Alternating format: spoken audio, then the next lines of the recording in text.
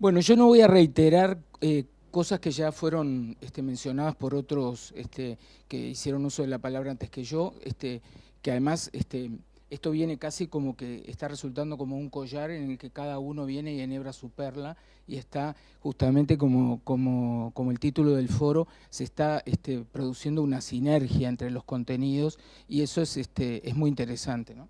No sé si fue a propósito el orden en que se establecieron las exposiciones o fue aleatorio, pero en cualquiera de los casos a mí me va a servir mucho para el desarrollo de mi exposición. Eh, los inicios de esta experiencia. Esta es una experiencia que está en curso, es decir, no está terminada.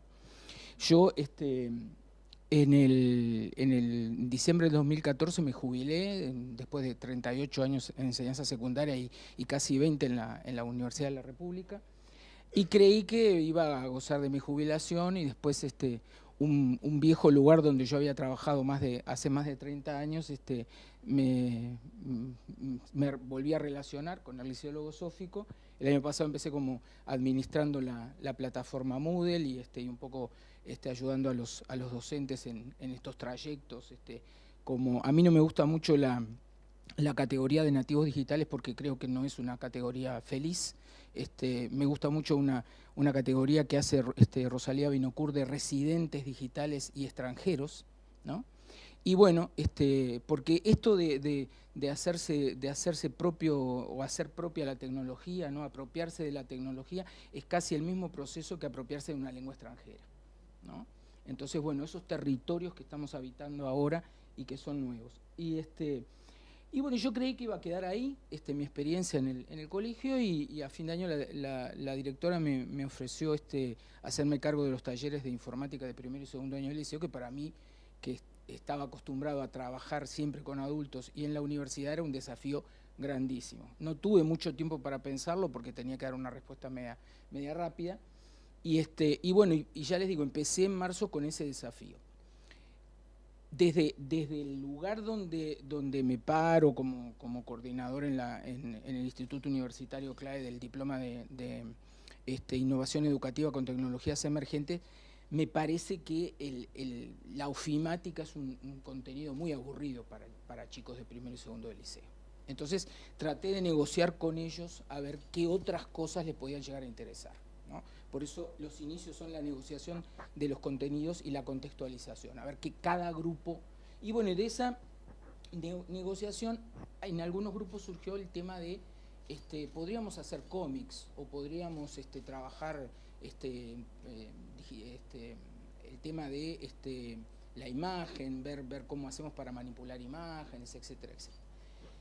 De esas propuestas de los alumnos yo seleccioné algunas y las integré un poco en un proyecto que a su vez les presenté a ellos. O sea, les definí una hoja de ruta porque considero que todo proceso de innovación es un proceso de exploración, ¿no? Eso lo aprendí hace 2 o 3 años cuando fui a un foro de diseño y descubrí todo lo que tenemos en común los docentes con los diseñadores, sea diseñadores de modas, de una mesa, de una silla, ¿no? Todos estamos diseñando una cantidad de cosas, nuestras planificaciones de clases son un diseño y además un diseño iterativo porque están en permanente evolución. Entonces, en la hoja de ruta había dos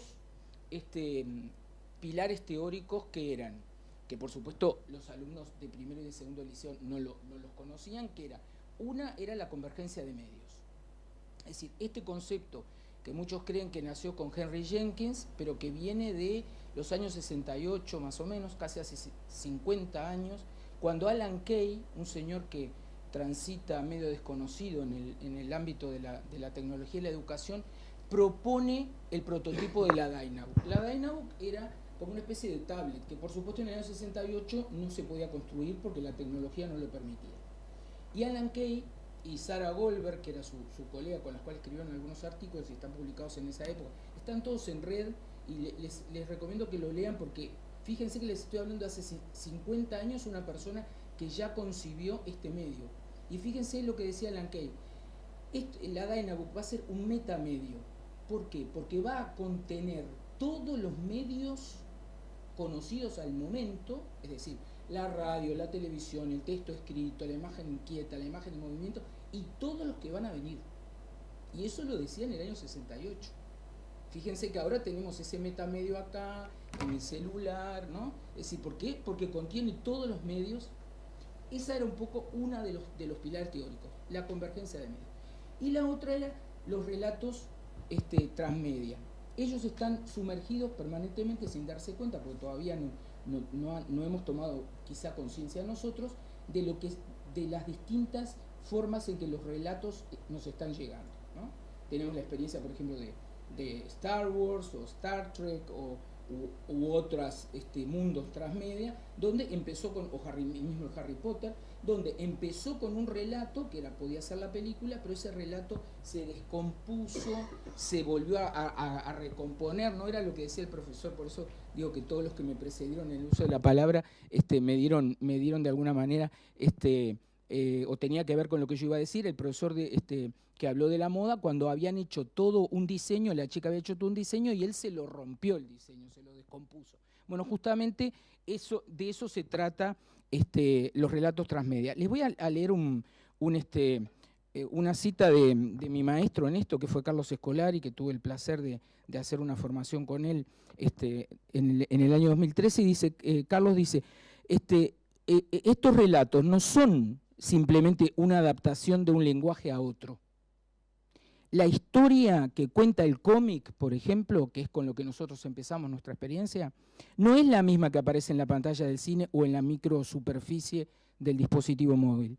De esta manera el relato se expande, aparecen nuevos personajes o situaciones que traspasan las fronteras del universo de ficción, y esta dispersión textual que encuentra en lo narrativo su hilo conductor, aunque sería más adecuado hablar de una red de personajes y situaciones que conforman un mundo, es una de las más importantes fuentes de complejidad de la cultura de masas contemporánea.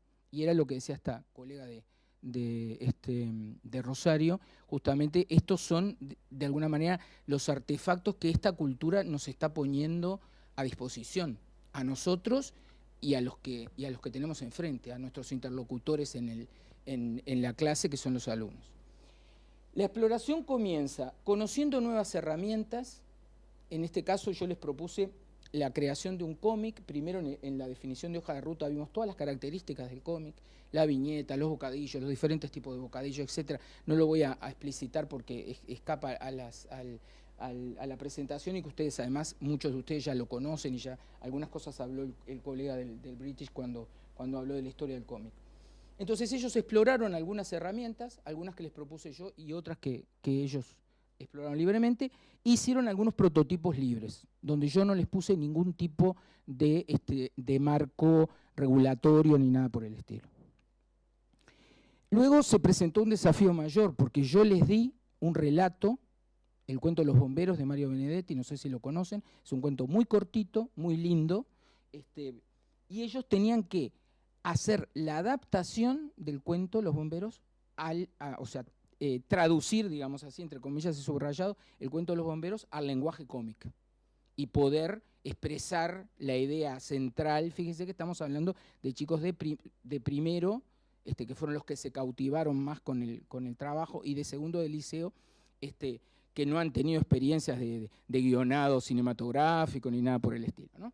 Bueno, a su vez, reconstruimos, bajado de internet, buscamos en internet, y también manejamos, una de las cosas que se aprendieron fue el tema del remix, de que hoy en día se hace mucho remix, y está bien que se haga porque los músicos célebres como Bach y como Vivaldi, etcétera, usaban temas de unos y de otros para la recomposición y el remezclado en sus obras, o sea que no es ningún delito hacer remix, sino que está justamente todo lo contrario. Entonces, encontramos una grilla de evaluación de cómics en internet, y fue esa remixada a nuestro contexto la que usamos para que cuando socializamos las producciones se hiciera, cada vez que un grupo presentaba su trabajo, el resto con la grilla en la mano evaluábamos el trabajo. Esa evaluación fue, digamos, el resultado de esa evaluación sustituyó a un escrito mensual. Es decir, eso fue muy informativo para ellos, porque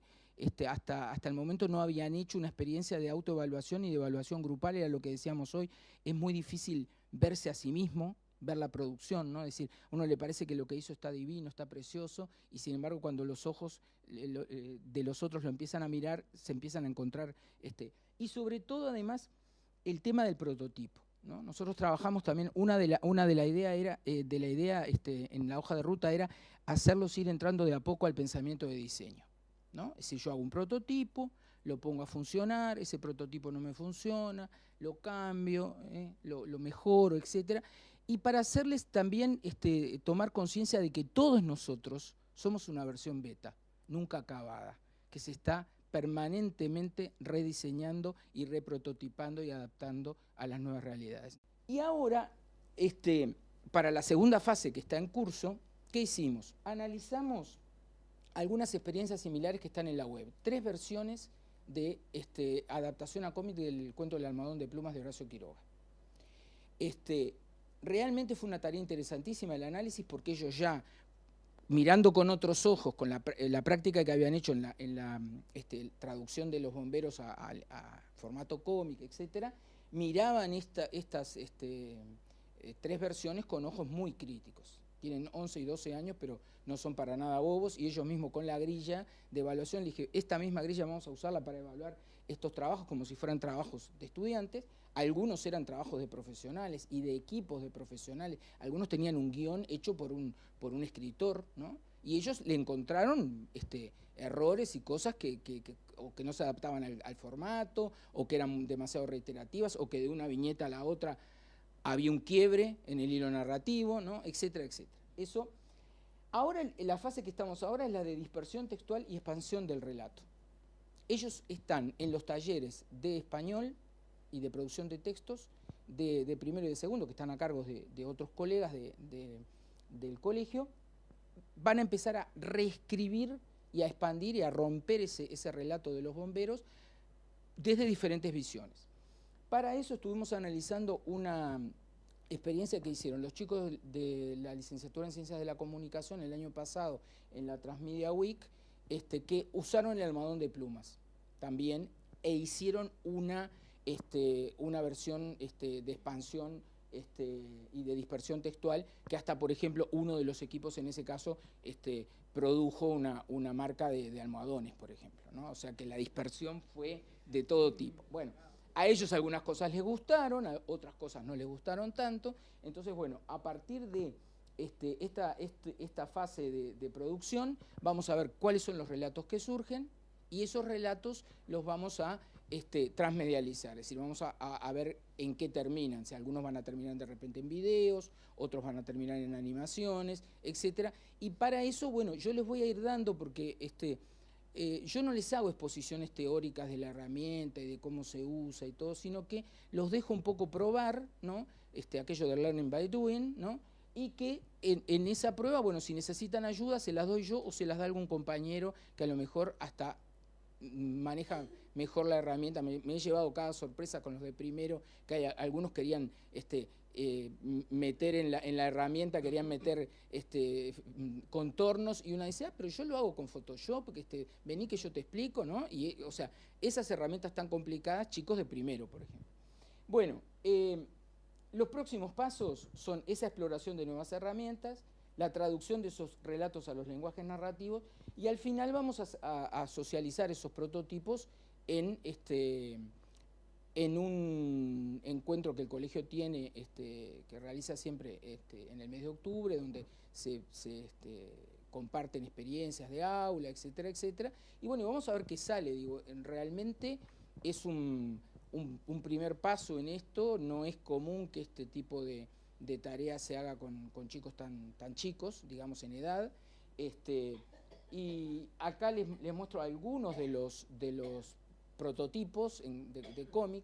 La idea no era ni que ellos dibujaran, porque yo les dije, la idea no es que nosotros ya sabemos, les dije, que ni ustedes ni yo somos Leonardo da Vinci, así que no sabemos dibujar. Era como el artista que decía, hoy yo no sabía dibujar, y bueno, yo no sé dibujar, les dije, ustedes tampoco. Entonces la idea no es que ustedes dibujen cosas perfectas, sino utilizar las cosas que hay en la red, las formas que tiene la propia herramienta, y bueno, y surgieron, acá les presento dos versiones, unas cosas muy interesantes.